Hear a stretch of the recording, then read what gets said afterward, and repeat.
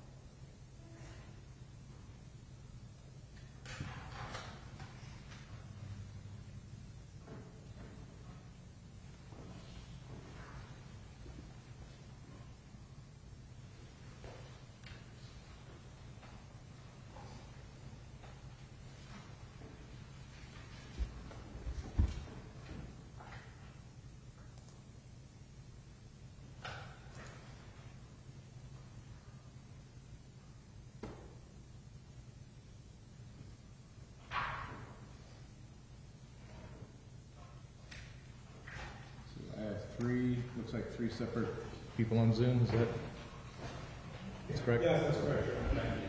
All right, for those of you that are joining us remotely, are you able to hear what's happening and see what's happening?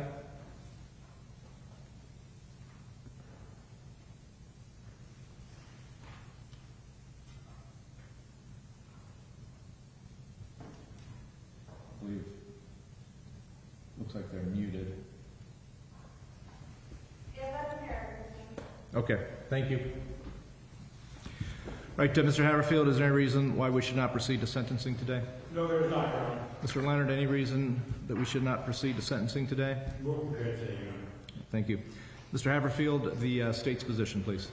Your Honor, the state will be requesting that the court impose 30 years to life in this case. I will defer my argument until after we hear from the victims that are here, and I appreciate the argument at that point.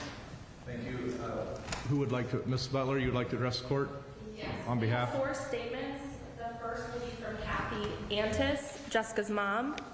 The second will be from Teresa Dupree, her daughter. The third will be from Michael McBride, her cousin. And the fourth will be from Xavier Dupree, her son. So, this is from Kathy Antis, her mother. To whom it may concern, I am Jessica Dupree's mother.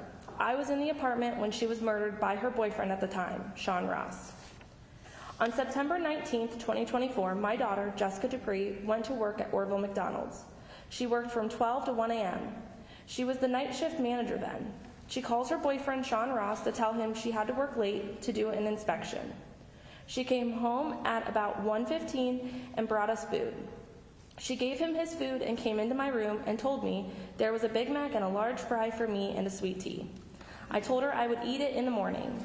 She went and took a bath, put her night clothes on, and went to sit on the couch before she went to bed. She asked Sean if he could go and get her a blanket, and he did. He sat next to her, and that is when it all took place on the couch. He stabbed her in the neck. I heard her yell, "Get off of me." Then I heard a big thud. He pulled her from the floor to the floor, continuing to stab her. I heard her yell again, and that is when I went out of my room and saw them covered up with the blanket. He was still stabbing her, and I yelled, "Get the fuck off of her." He jumped up and came towards me with the knife.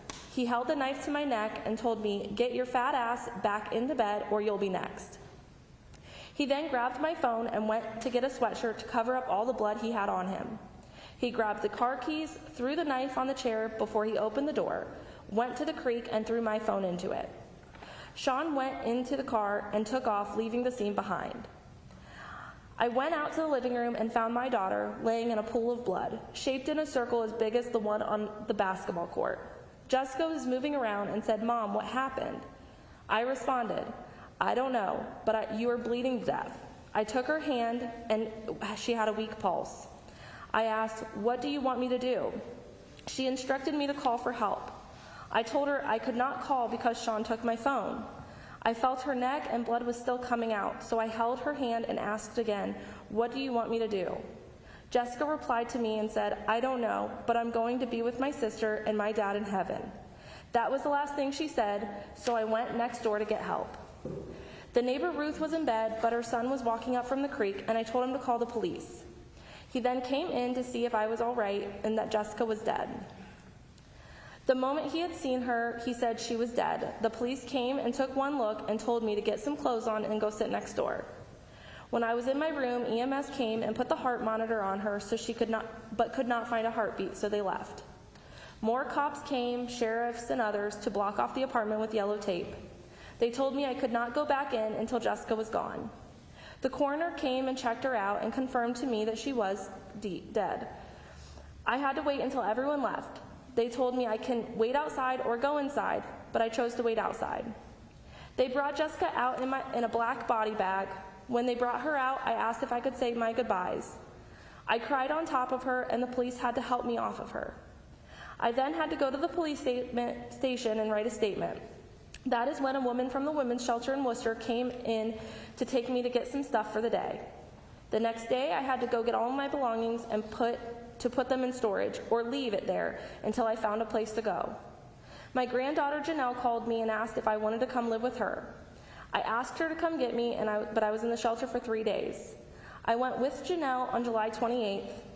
I ended up in the hospital because I had fallen too many times the week before that. I was in the hospital for 4 days. After that, I was placed in a nursing home. Now I am currently in my own apartment at an assisted living facility. If Sean had not done what he did to my daughter Jessica on that day, I would still be with her. I hope and pray he gets what he deserves. I miss my daughter Jessica Dupree every day. Now she is looking down on me saying, "It's okay, Mommy." The police informed me they arrested Sean. He was in jail. This has been really hard on me, knowing I will never see Jessica again.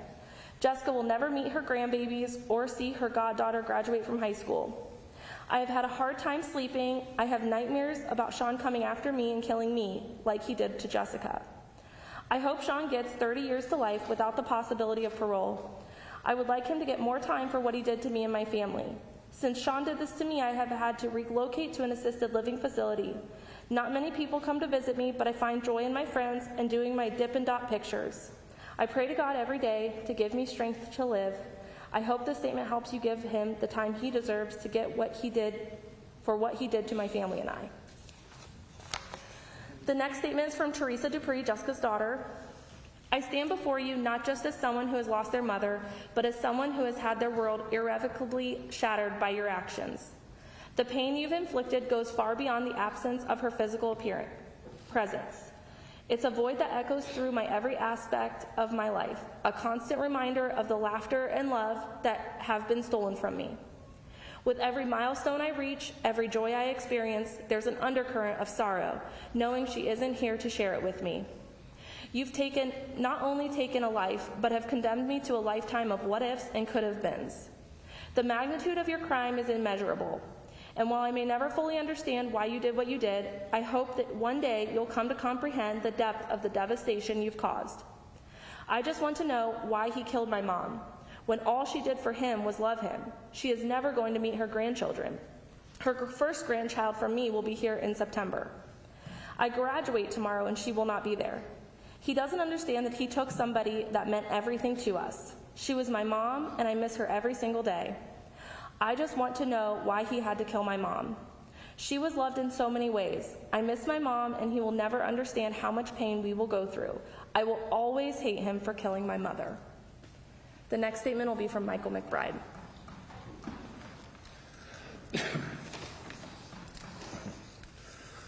Your Honor and members of the court,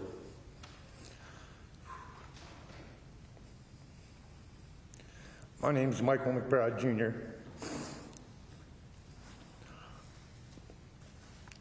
Jessica's cousin. I'm here today on behalf of Jessica's family, extended family, friends, co-workers, and a community of people whose lives have been changed forever by this tragedy.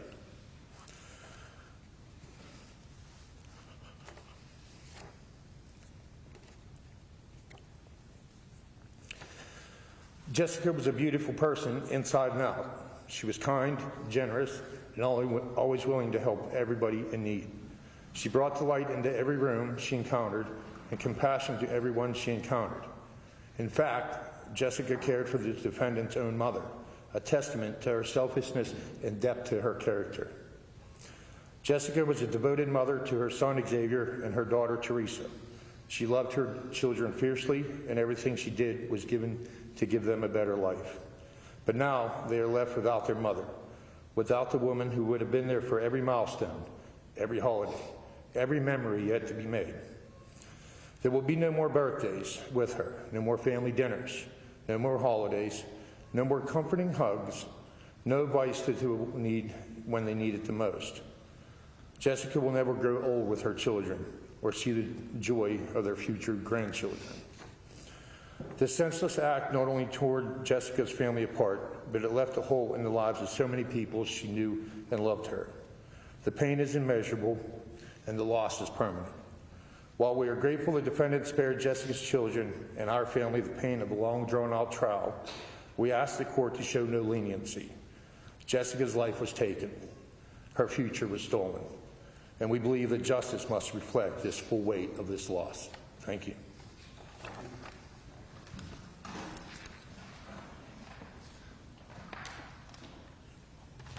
The next statement will be from Xavier Dupree, Jessica's son. Your Honor, my name is Xavier Dupree, and I am the son of Jessica, my mother, who was only 39 years old when her life was violently and senselessly taken from this world. My mother was murdered, and with her death, a part of me died too. Since that day, losing my mom, nothing in my life has been the same. I dropped out of high school. I lost my direction, my motivation, my will to move forward. I live with nightmares that wake me up in the middle of the night. I see her face, I hear her voice, and then I remember she's gone, permanently. The pain of not being able to talk to my mom, to call her, to hear her laugh is unbearable. She will never get to become a grandmother. She will never meet my children or hold them in her arms or see them smile and grow. They will never get to know the beautiful person she was. That future was stolen from us. I've had to seek therapy to even begin processing the trauma. My therapist suggested getting a medical card to help me cope with the overwhelming anxiety, depression, and grief. I am not the same person I was before this happened. I feel broken. A part of me died with her. Even simple things like working or trying to focus have become incredibly difficult. My concentration is shot. My thoughts are clouded by sadness, by anger, by everything I've lost. My mom's death didn't just take her life, it changed mine forever. She didn't deserve this, no one does. And I'm here today not just to speak for myself, but to speak for my mother, for Jessica, a woman full of life and love who deserves so much more. I respectfully ask this court to impose the maximum sentence possible. The person who did this took everything from me, from my family, and from a woman who still had so much life to live.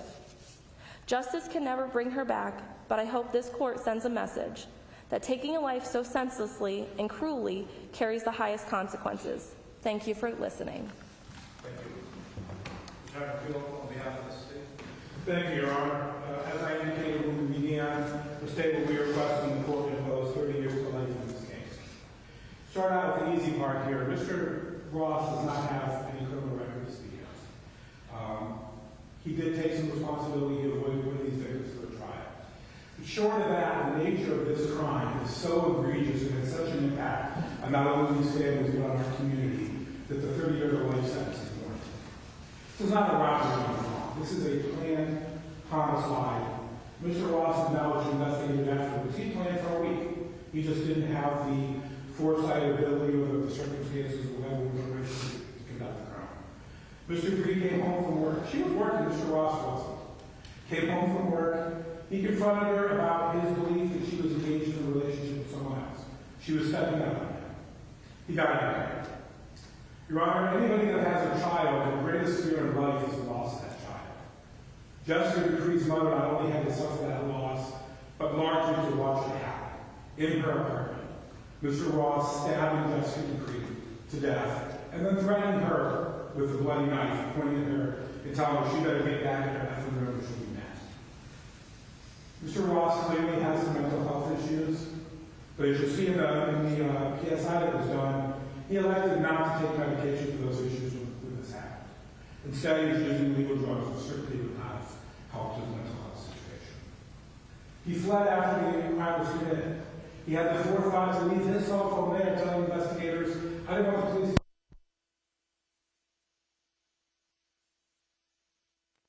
calling the police, throwing those in a creek behind his house. Telling the police he wanted to hide in the woods for the night, be his last day of freedom. The circumstances of this case are horrifying. The penalty requested is more than warranted here. Anything less would demean the seriousness of what Mr. Ross did. I would ask the court very strongly to impose 30 years to life in this case. Thank you. Thank you. Mr. Leonard, on behalf of Mr. Ross, what would you like to present? Yes, Your Honor. Defendant, please stand for sentence. First, Your Honor, I'm well aware of the tragedy that the family and friends are feeling, the pain that they're feeling, and the fact that Mr. Ross caused that pain and that tragedy. Nothing I say should be taken to diminish their feelings, diminish their pain, and diminish what they're going through. That is certainly understandable. And nothing here that I should say should take away from that. What I am going to indicate to the court, Your Honor, is that we think that Mr. Ross certainly deserves a substantial penalty, and we think that a sentence slightly less than the 30 to life would be more appropriate in the circumstances, Your Honor. A couple of things that I want to point out, and I want to start with the situation of whether or not Mr. Ross takes responsibility. And I think Mr. Haverfield appropriately said that he felt that he'd taken some responsibility. I would argue that he's taken much more than some, and while I realize that seems like we're splitting hairs, the fact of the matter is that Mr. Ross has clearly taken responsibility from day one. We know that as Mr. Haverfield just indicated, which is Sean wanted to hide in the woods for his last day of freedom. He knew that he had done something wrong, and he knew that he was going to be punished for it. This isn't a situation where, as indicated, he was running away. He wanted his last night of freedom because he knew that he had done something wrong, done something tragic, and knew that he was going to be punished and taking responsibility for it. I would also point out in terms of responsibility that no time has Mr. Ross and I ever had a further discussion about anything but getting this case resolved. He was adamant that he did not want to go to trial. He's told me on literally dozens of occasions that he knows what he did was wrong. He knows he caused so much pain to people, and that he had to be punished for that. In fact, his statement to the probation department has clearly taken responsibility for his actions. He indicated how bad he felt, that he took his girlfriend's life, and he felt sorry for her children and her family.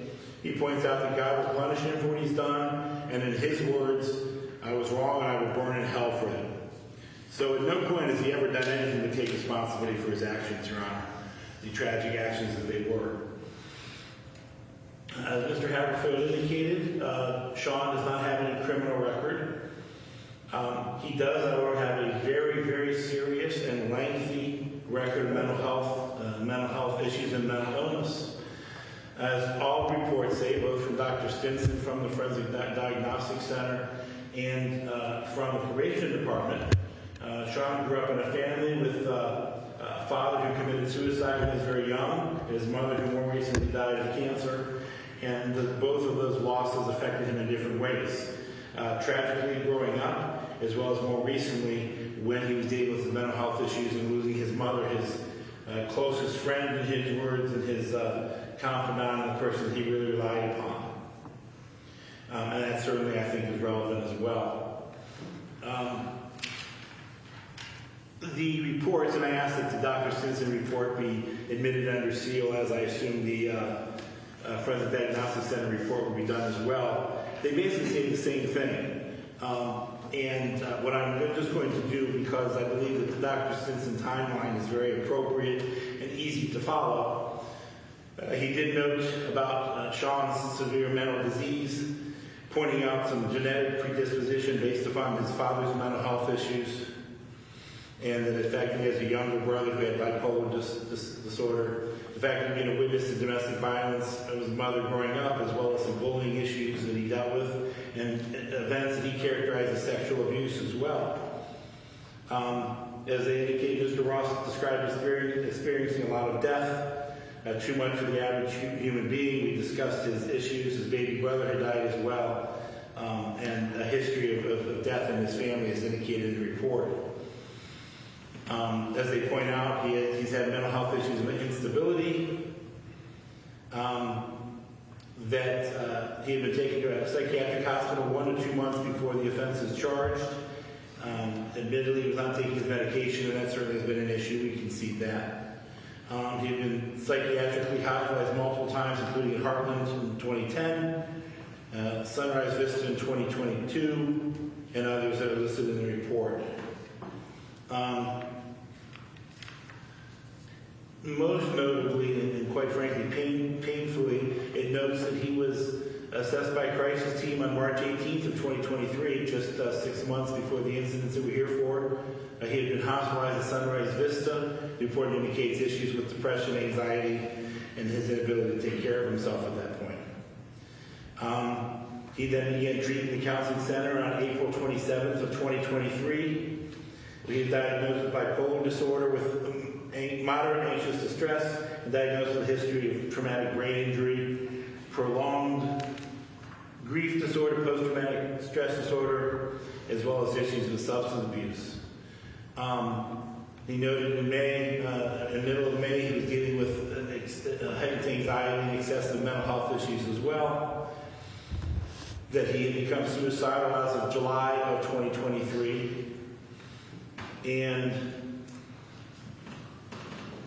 then on September 2nd, 2023, just less than a couple weeks before what we're here for today, that he had been at the Altman Orrville Emergency Department following altercation with depression, anxiety, and again, his inability to take care of himself, and it notes that he was dealing with issues, and he was admitted to Sunrise Vista the next day, again with major depressive disorder, and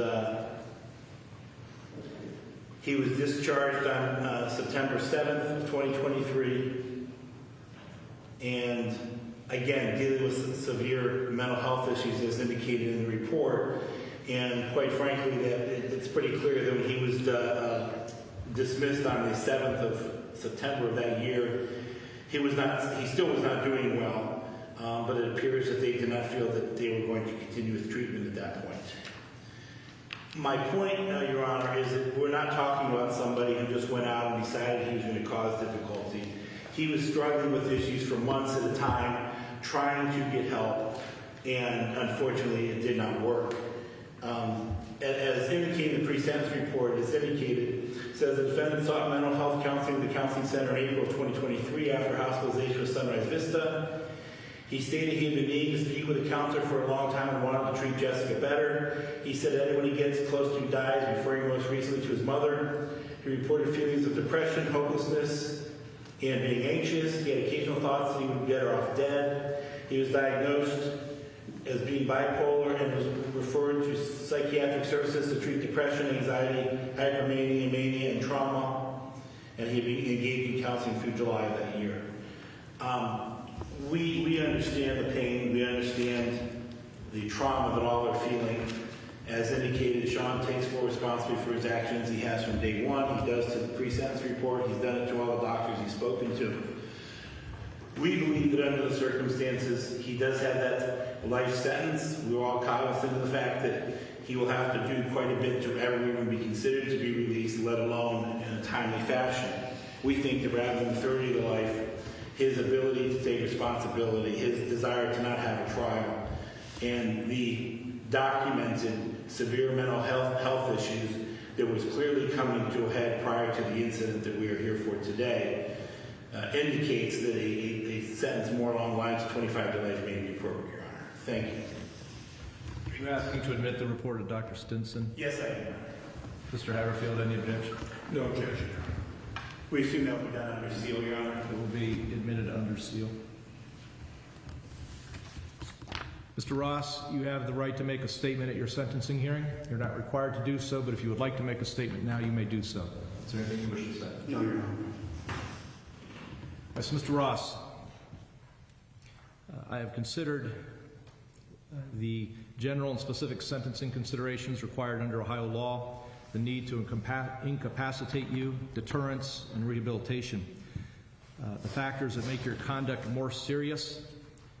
And in this case, obviously your actions caused the absolute most harm anybody could suffer, which is that you ended the life of Miss Dupree. Not only that, you did it in front of her mother. And so I find that those factors make your conduct more serious. I find also that the relationship that you had with her put you in a trusted position. You were in the same home. She had no problem with you being there, and that gave you the opportunity to do the terrible thing that you did. She trusted you. I do find that you do suffer from significant mental illness, and when it comes to the topic or the issue of remorse, I believe that you have expressed a degree of remorse, but that remorse always seems to be caught up in an explanation also as to why you think this was done or why you did what you did. And so I'm not giving you credit for complete and full remorse, but I do give you credit for expressing remorse. You do have a high score on your ORAS assessment as well. There is no military service in your background, and I do consider your lack of prior offenses as mitigation, or lack of pretty much any offense as an adult. Furthermore, according to our report, you were using cocaine when this offense occurred. Mr. Ross, if I could sum this up, this terrible tragedy, you have made this all about you. The reason that we are here today is that the most important person in your life was you, and when that was threatened, when you felt like things weren't going the way they were supposed to go, you had to exert control. You had to be in control, and when you didn't like what you were seeing, you acted to change the relationship. You have made this all about yourself. You hid a knife in a couch, waiting for an opportunity. And when Miss Dupree had no idea, had no clue that this was about to happen, when she asked you for a blanket, you responded by walking over and stabbing her 5 times. She then bled to death. And it is absolutely brutal that you did this in front of her mother. Her mother came out and you were standing over her bleeding body. The only person at this point who could summon help, who could do what needed to be done, who could stop you, you threatened. And you said, "Get back in your room or I will do this to you." I can't comprehend the trauma that her mother must live with the rest of her life for seeing the life of her daughter literally bleed out in front of her. Those statements, that last conversation between mother and daughter, absolutely heartbreaking. And your response, your calculating, deceivious response, is to steal a cell phone, run away, steal a car, and hide. A massive law enforcement response involving airplanes was required to track you down. Finally, you were found. And when you were interviewed, you made a statement that you thought that what you did prior to all this happening, when you were running through this in your mind, you made a statement that you thought this act of murdering Miss Dupree, that you thought you would get a thrill or power out of the murder. See, that's where this comes full circle. This is you controlling her. And it ended with the tragedy of her life being lost at your hands. You are a dangerous person.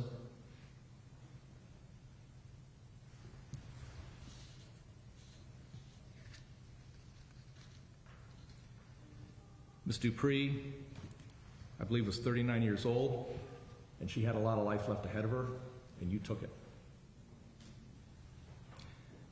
You were angry with her. You asserted your control over her. You brutally murdered her in front of her mother. These factors, including everything else that I've said here today, the court has considered, and the court will impose the following sentence.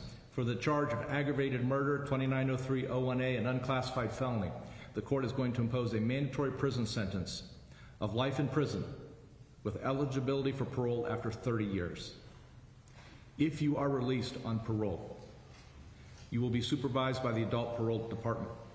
If you violate any of those rules or conditions, you will be returned to prison for up to the rest of your natural life. I will give you credit for 622 days time served and any time that you serve awaiting transport to prison. I will find that the charge of domestic violence merges with the charge of aggravated murder, and therefore no separate sentence will be imposed for the charge of domestic violence. On the charge of aggravated menacing under 2903.21A, a misdemeanor of the first degree, you will be sentenced to 180 days in jail. That will be served concurrent to your aggravated murder sentence in the prison. For the charge of theft, a first-degree misdemeanor under 2913.02A1, you will be sentenced to 90 days in the jail to be served concurrent to your aggravated murder sentence in prison. I will waive your fines and costs. You have the right to appeal this decision within 30 days of the filing of the sentencing entry. If you are unable to afford counsel, counsel may be appointed at no cost. If you are unable to pay for the cost of a transcript or any other materials that you require for an appeal, those documents or materials will be provided at no cost, and there is no filing fee for the filing of an appeal. Is there anything further from the state? No, Your Honor, thank you. Anything further from the defendant? No, Your Honor, thank you. Mr. Ross, you are remanded to the custody of the sheriff. Thank you, Your Honor. Matters adjourned. Dan DeRose with 19 News. As you see, Sean Ross being led away by the deputies there in Wayne County. He will be spending life in prison with the first chance of parole at 30 years. Brutal details about the murder of his then girlfriend, Jessica Dupree. There was a fight. He, as you heard the judge say, was calculated. Ross hid a knife under the couch. And then attacked, stabbed her 5 times in the neck, then threatened her mother, and when she tried to help, he took her phone. He then leaves, and then that brutal conversation that we heard relayed through a letter from her own mother asking what she should do, and having to hear her daughter saying that she was going to go visit her sister and her dad in heaven, knowing that she was bleeding out there on the floor. That's going to wrap it up. We do have our Katie Tursek in court today. She'll have complete details on this with our news this afternoon, and you'll see that at 3 o'clock on Channel 19. Until then, I'm Dan DeRose with 19 News. Have a good day.